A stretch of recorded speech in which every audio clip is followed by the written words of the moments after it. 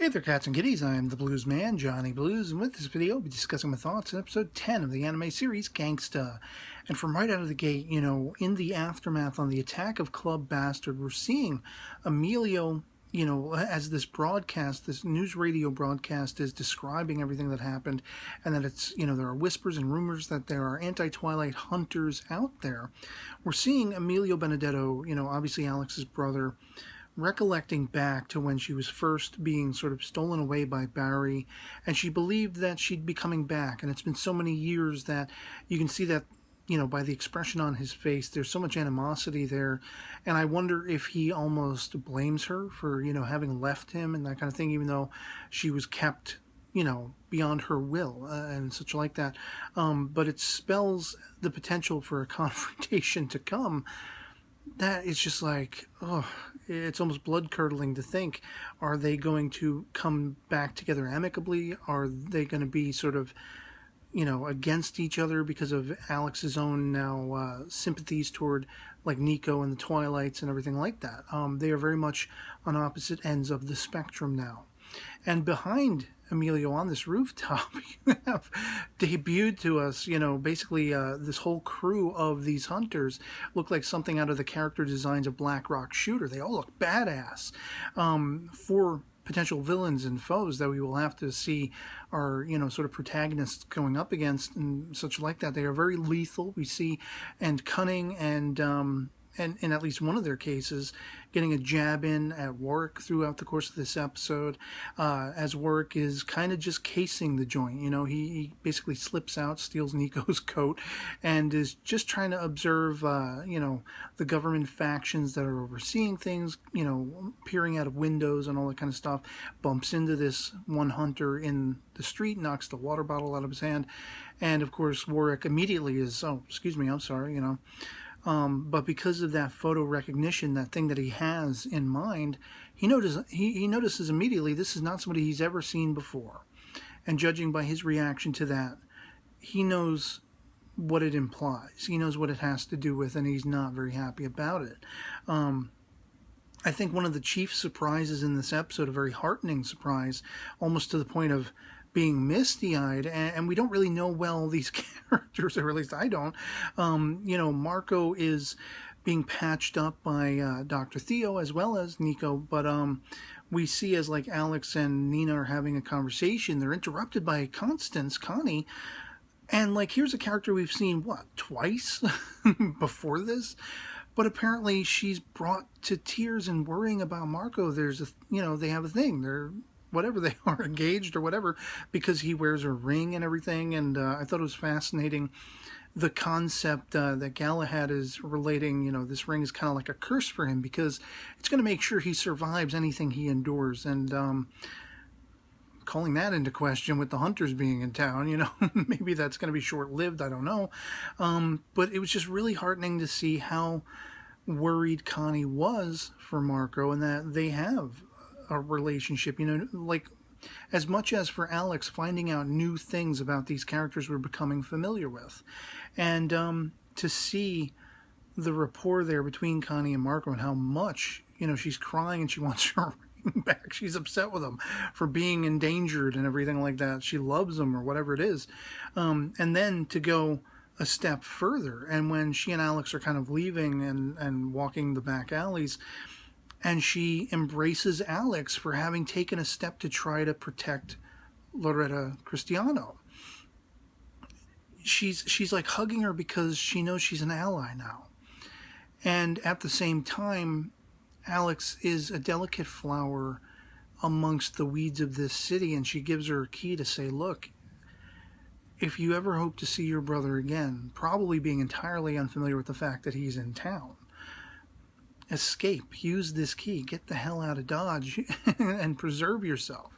Make sure you'll be able to see him again, that kind of thing.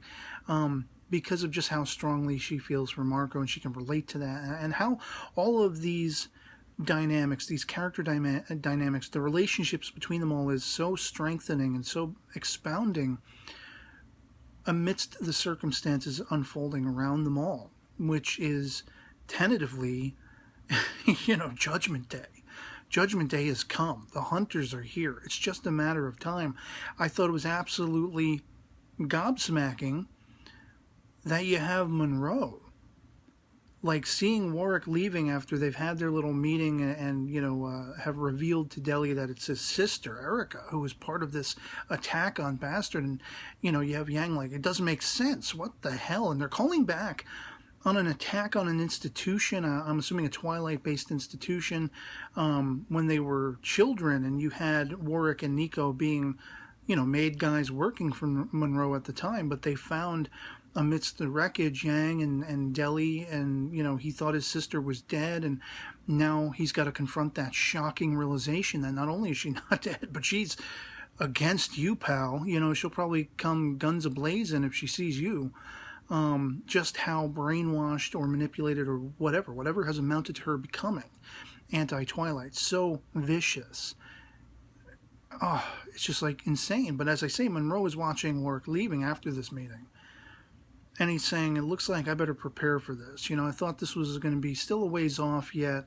And they zoom in on a picture of like Yang, Deli, and Erica. And I'm not entirely clear if he means he thought it was going to be still a ways off for the three of them to know they all still exist, to be brought back together, as though maybe Monroe knew Erica was out there somewhere, because of course they show right in the back of the office is Mr. Ivan himself, the guy who constantly, I'm thinking, looks like younger Monroe and everything, who we saw as integral in the Esmonets or whatever they are. He's one of the factors in the anti-Twilight movement.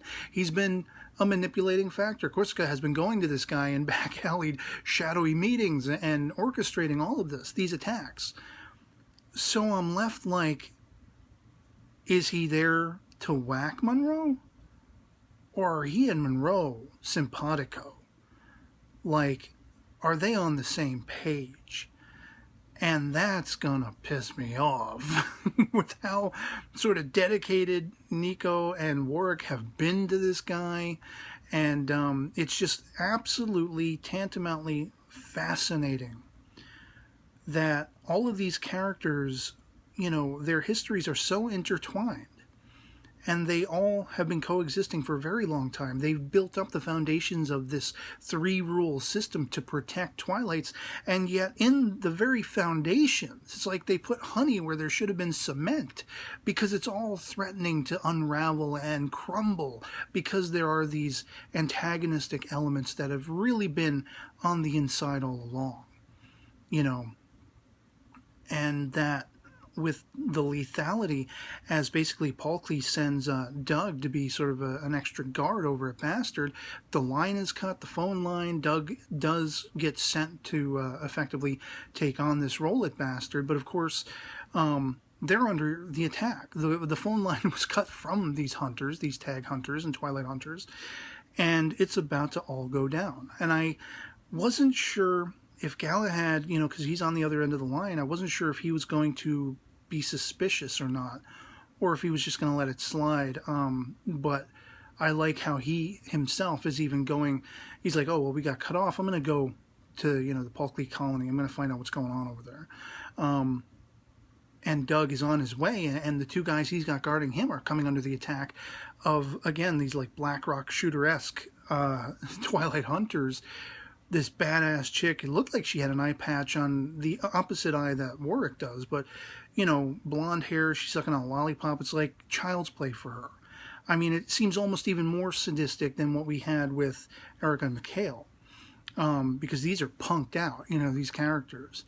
And kind of sending that wedge home toward the end with, of course, Alex taking care of the baby, that the fact that this baby, this child, is still very much in the fray, speaks to the care and the dedication and the thought of the writer of this piece.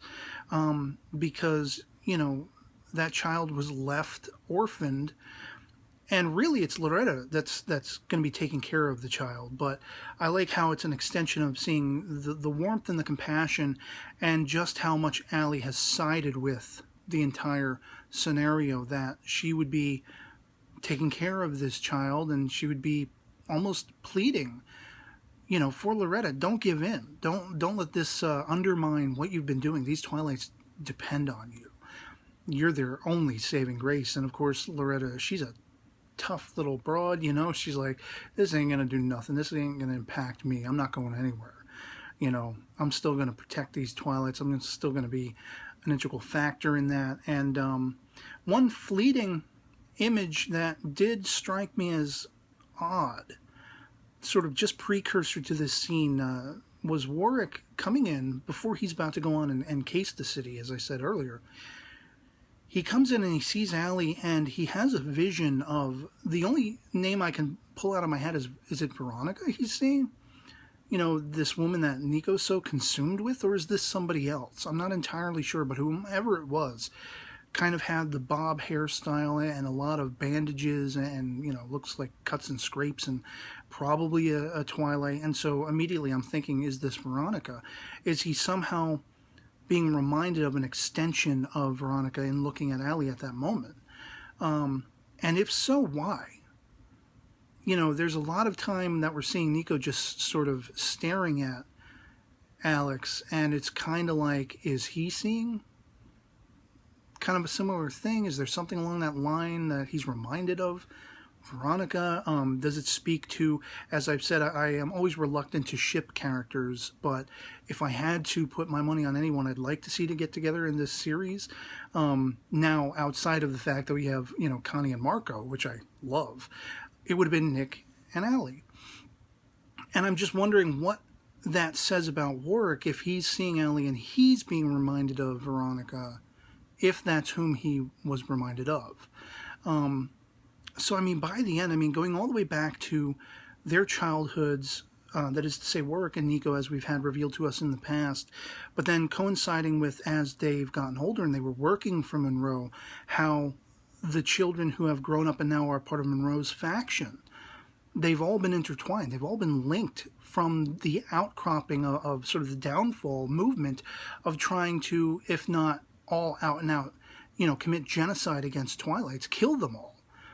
As was happening, it's taking so many of these potential Twilight candidates in, brainwashing them and making them a force to be reckoned with the purpose of driving them against their own kind. And it's just like brain melting, the entire revelation, and calling into question, you know, is Ivan and Monroe, are they on the same page? Are they part of this same movement? Are the foundations that created this protectorate of the Twilights, this seeming protectorate, you know, is that all specious now? Is that all being undone by the very founding fathers, if you will, of that cause? And it's just, oh, it's just like, oh my goodness. I don't even know where to begin, except to say, why must I now wait a week to see what happens next?